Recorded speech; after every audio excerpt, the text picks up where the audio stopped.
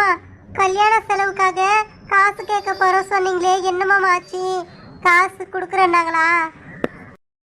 கேட்டிருக்கேன் தெய்வானா. காசு இப்போ கொஞ்சம் கையில் இல்லை.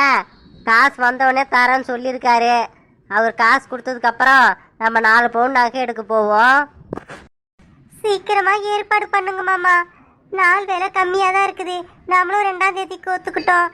இப்போ பார்த்தா காசு ரெடி பண்ணதுக்கே 1 வாரம் ஆயிடும் போல. அப்புறம் காசு ரெடி பண்ணி எப்போ பொருளாக வாங்கி இன்னும் நிறைய வேலை இருக்குது மாமா. ஆமாம் தெய்வானா, என்ன பண்ணுறது?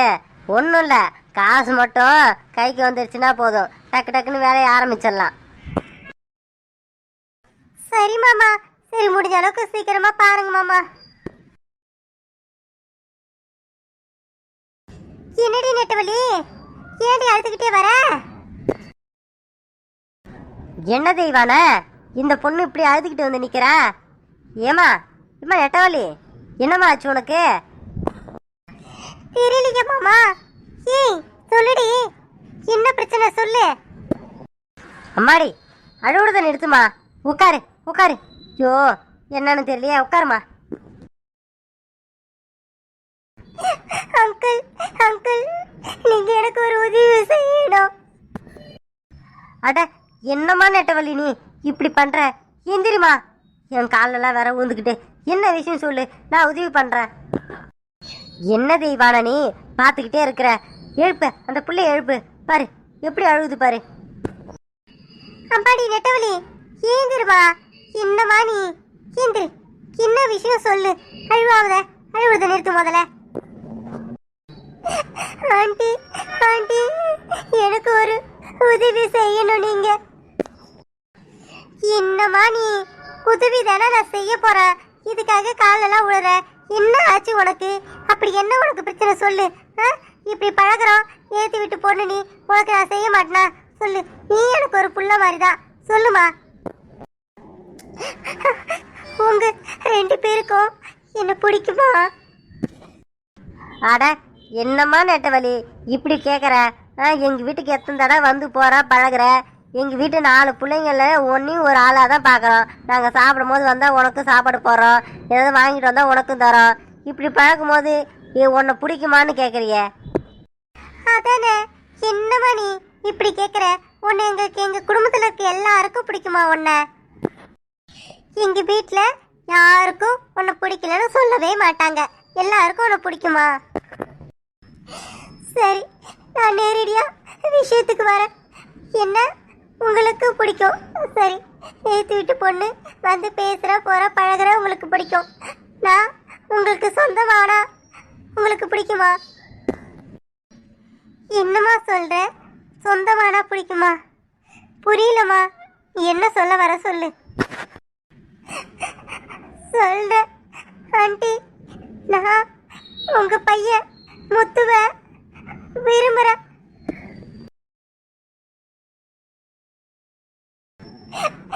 உங்க பையன் முத்துவ கல்யாணம் பண்ணிக்கணும்னு ஆசைப்படுற. உங்க வீட்டுக்கு மருமவளா வரணும்னு ஆசைப்படுறேன். இத நான் எங்க அப்பா கிட்ட சொன்னா ஏத்துக்க மாட்டாரு. அதுக்கு காரணம் உங்க பையன் முத்து ஒரு நல்ல வேலை செய்யலையா, அதனால என்ன நல்ல பணக்கார வீட்டுல கட்டி கொடுக்கணும்னு ஆசைப்படுறாரு. இப்ப எனக்கு ஒரு கல்யாண ஏற்பாடு பண்றாரு. என்ன பொண்ணு பார்த்துட்டு போயிருக்காங்க. எங்க அப்பா கிட்ட என்னால நேரடியா சொல்ல முடியல. சொன்னாலும் அவரு ஒத்துக்க மாட்டாரு. நீங்க தான் இதுக்கு உதவி பண்ணோம். எனக்கு இப்ப பாத்துக்கிற சம்மந்தத்தை நிறுத்தணும். இப்ப சொல்லுங்க, நான் உங்க வீட்டுக்கு மருமகளா வந்தா உங்களுக்கு சந்தோஷமா? என்னம்மா நீ இப்படி ஒரு ஆசை உன் மனசுக்குள்ள இருக்கா? இப்படி ஒரு குண்டை தூக்கி போறியே, இதுக்கு முத்து சம்மதிப்பானா? எங்களுக்கு கூட ஒரு வகையில சம்மதம்னு வச்சுக்கோ. முத்து இதுக்கு ஒத்து வருவானா? உங்க அப்பாவுக்கு பிடிக்காது சொல்றேன். அப்புறம் என்ன பண்றது நாங்க? ப்ளீஸ் ஆண்டி, இப்ப ஏற்பாடு பண்ற கல்யாணத்தை எப்படியாவது நிறுத்தணும். எங்க அப்பா கிட்ட என்னால நேரடியா சொல்ல முடியாது. எங்க அப்பா எங்க அம்மா இல்லைனாலும் என்ன இப்படி வாழ்ந்த அளவுக்கு வளர்த்துருக்கிறாரு. அவரை எதிர்த்து என்னால பேச முடியாது. நீங்க தான் வந்து எப்படியாவது எங்க அப்பா கிட்ட பேசணும். என்ன பொண்ணு கேட்டு வாங்க. மாமா, என்ன மாமா அமைதியா இருக்கிறீங்க? இந்த பொண்ணு இப்படி வந்து பேசுறா. தெய்வான, எனக்கே ஒன்றும் புரியல தெய்வான. இந்த பொண்ணு மனசுக்குள்ள இப்படி ஒரு ஆசையா? சரி மாமா, இப்ப என்ன பதில் சொல்றது அவகிட்ட? இங்க பாருங்க எப்படி உட்காந்து அழுகுறா பாருங்க. அம்மாடி நெட்டவழி, நான் சொல்கிறேன்ல, எந்திரிமா. அழுகுறத நிறுத்து. என்கிட்ட சொல்லிட்டல, இதுக்கப்புறம் நாங்கள் எங்கள் வீட்டில் பேசுகிறோம்மா. முத்துக்கிட்ட பேசுகிறோம். அப்புறம் பேசிட்டு என்ன இதுன்னு பார்த்துக்கலாம். இப்போ கௌசல்யாவுக்கு கல்யாணம் ஏற்பாடு பண்ணுற வேலையில் இருக்கிறோம்.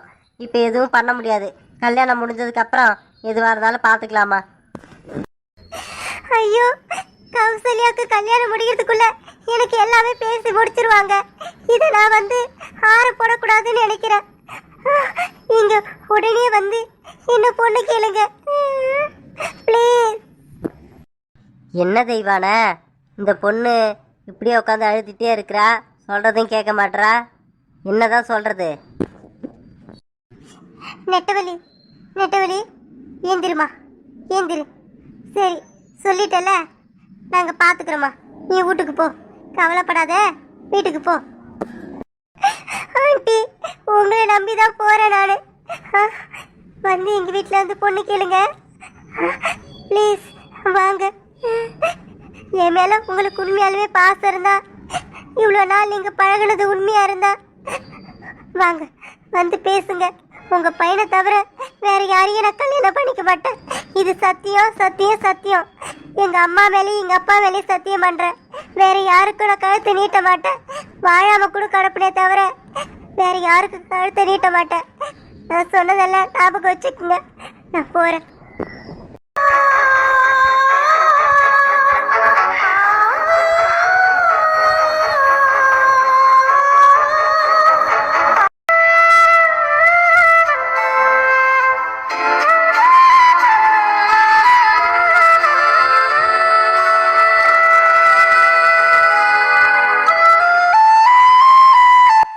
இது வரைக்கும் எந்த பொண்ணையும் நம்ம லவ் பண்ணதில்லை, ஒரு பார்வை கூட பார்த்ததில்ல.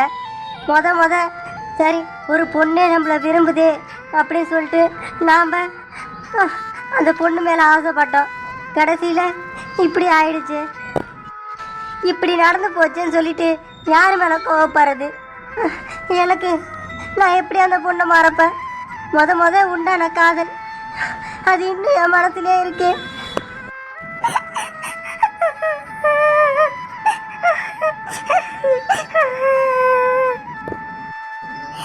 ஐயோ கடவுளே, இப்படியா நடக்கணும் எனக்கு? தேவையில்லாம அவர் மேல ஆசைப்பட்டுட்டேன்.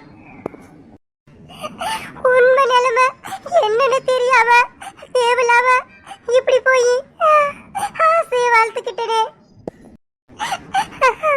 அவரு அக்காவை லவ் பண்ணியிருக்காரு போல. அக்கா அவரை லவ் பண்ணியிருக்கிறாரு. இடையில நாம தேவையில்லாம நம்மளதான் லவ் பண்றோம்னு நினைச்சு வாட்ஸ்அப்ல மெசேஜ்லாம் பண்ணியிருக்கிறேன்.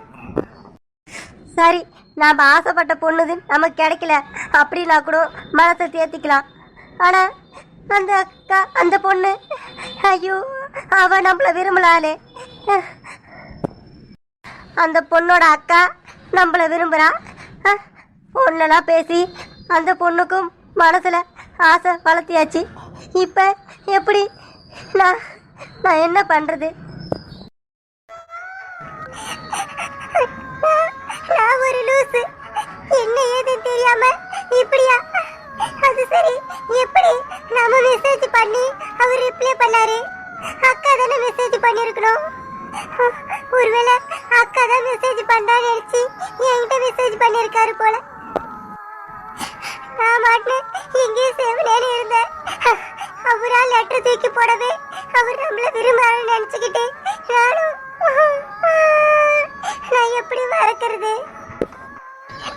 நம்ம வேற யாராவது ஆசைப்பட்டிருந்தா கூட இந்த மாதிரி உங்களை விரும்புறேன் அப்படி சொல்லி லவ் பண்ணிருக்கலாம். இப்ப அக்கா அகஸ்டினை விரும்புறா. இதுல எப்படி நான் குறுக்க போக முடியும்? இதுல இருந்தே நான் எப்படி மீண்டு வர போறேன்னு தெரியல. இந்த பொண்ணுகிட்ட வேற சத்தியம்லாம் பண்ணிட்டோம். நம்ம யார் என்னன்னு கூட பார்க்காம சத்தியம் பண்ணிட்டோம் உன்னை கல்யாணம் பண்ணிக்கிறேன்ட்டு. அந்த பொண்ணு சத்தியத்தையே வாங்கிக்கிட்டு நீ என்னை கல்யாணம் பண்ணி ஆகணும் அப்படின்னு சொல்கிறா. நான் என்ன பண்ணுறது? மொத இப்படி நமக்குள்ள ஒரு ஆசை வந்திருக்குது அப்படின்னு சொல்லிட்டு ரொம்ப சந்தோஷமாக இருந்தேன். சந்தோஷோட எல்லைக்கே போயிட்டேன். அப்படி இருக்கும்போது இப்படி எல்லாமே தலைகீழாக மாறி போச்சு.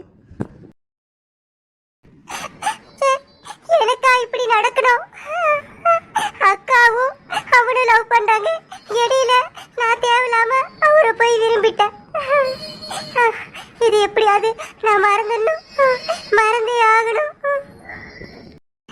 லவர்ஸ் என்னைக்கு ஆசாசியா இது வரைக்கும் என் ஃப்ரெண்டு கூட நான் கிஃப்ட் வாங்கி கொடுத்ததில்லை. அகஸ்டினுக்காக வாங்கி கொடுத்தேன். இதெல்லாம் என்னால மறக்கவே முடியல. இருந்தாலும் பரவாயில்ல, எல்லாத்தையும் எப்படியாவது மறந்துட வேண்டியதான். வாட்ஸ்அப்ல பிளாக்ல போட்டுற வேண்டியதான். நாம தான் மெசேஜ் பண்ணன்ட்டு தெரியவே கூடாது. கடவுளே, இது மட்டும் தெரியாம பாத்துக்கோ. சரி, நடந்து போச்சு. நாம மட்டும்தானே அந்த பொண்ணை விரும்பணும். அந்த பொண்ணு நம்மளை விரும்பலல்ல, அது வரைக்கும் பிரச்சனை இல்லை. நமக்கு தான் தெரியும் நம்ம விரும்பினது. அதனால எப்படியாவது மறந்துட்டு இந்த பொண்ணு லாவணியா கொடுத்த வாக்க காப்பாற்றணும். நம்ம அகஸ்டினை விரும்பினது நமக்கு மட்டும்தானே தெரியும், வேற யாருக்கும் தெரியாதுல்ல. அதோட சரி, அதோட விட்டுற வேண்டியதான். யாருக்கு தெரியாமலேயே என் மனசுக்குள்ளேயே போட்டு புதைச்சிட வேண்டியதான்.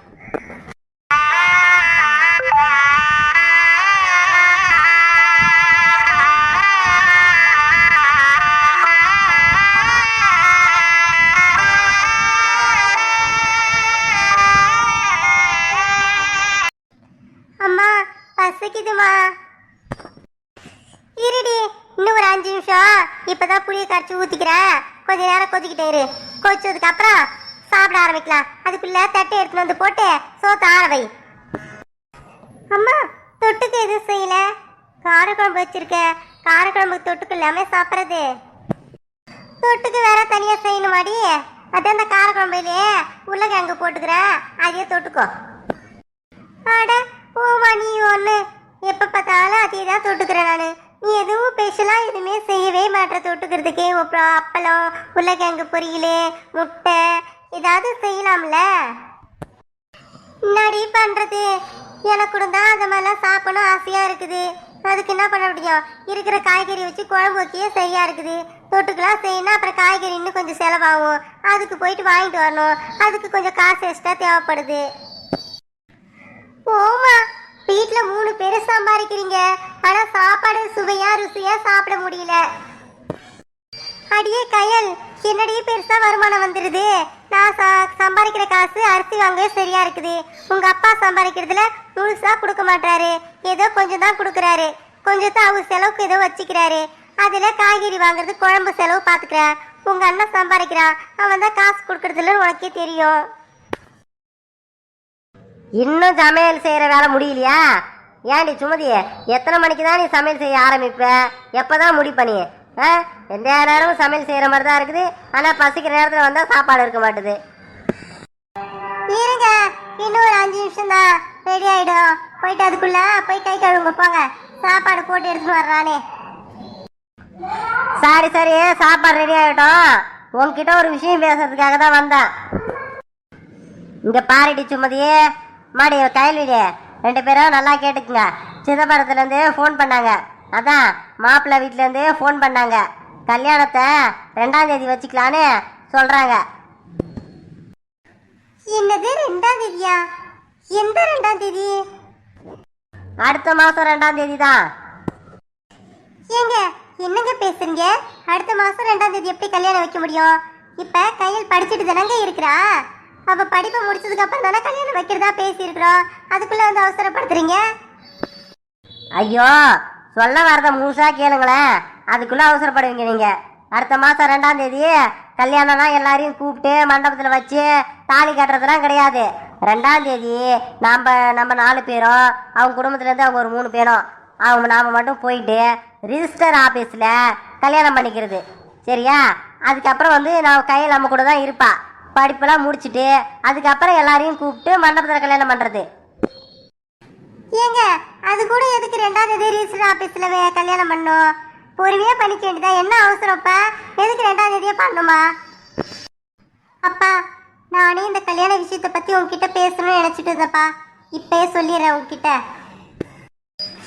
அன்னைக்கு அவங்க வீட்டெல்லாம் பத்தி விசாரிச்சுட்டு வந்து என்கிட்ட சொன்னீங்களே, அப்ப என்னோட பதிலை நான் சொல்லல. இப்ப சொல்றேன்ப்பா, நல்லா யோசிச்சு முடிவு எடுத்துட்டேன். எனக்கு இந்த மாப்பிள்ளை வேணாம், அந்த குடும்பமும் வேணாம்ப்பா எனக்கு. ஏன் ஏன் அந்த குடும்பம் வேணாம் அந்த மாப்பிள்ளையும் வேணான்ற? என்ன காரணம்னு சொல்லு. என்ன காரணம்னா, எனக்கு விருப்பம் இல்லப்பா. அவனை கட்டிக்கணும் எனக்கு ஆசை இல்ல, அந்த குடும்பத்தை போய் வாழணும் எனக்கு விருப்பமும் இல்ல. என்னது விருப்பம் இல்ல, ஆசை இல்லையா? என்ன என்ன அவனுக்கு என்ன குறைச்சல? அந்த குடும்பத்துக்கு தான் என்ன குறைச்சல? பணம் இல்லையா? என்ன இல்ல?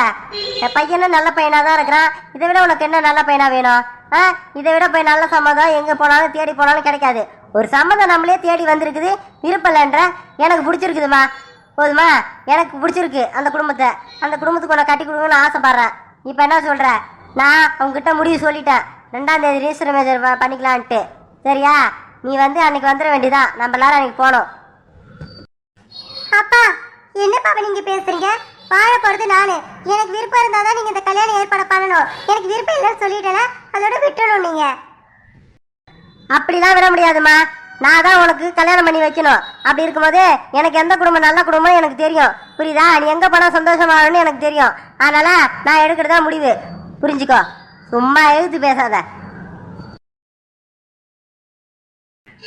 அம்மா, என்னம்மா அப்பா இப்படி பேசிட்டு போறாரு? ஆனா ஈராண்டி, நீ ஒருத்தி அவர் கூட கூட எதுக்கு தான் பேசுவேன்னு எனக்கே தெரியல. அவர் ஒரு விஷயம் சொல்லும் போது அவர் எதுக்கு பேசினா அவருக்கே பிடிக்காது. கொஞ்சம் ஆறாம பேசாம இப்பயே எதுக்கு தொட வாய விடுற? போமா, நீ அவர் கூட சேர்ந்து பேசுற.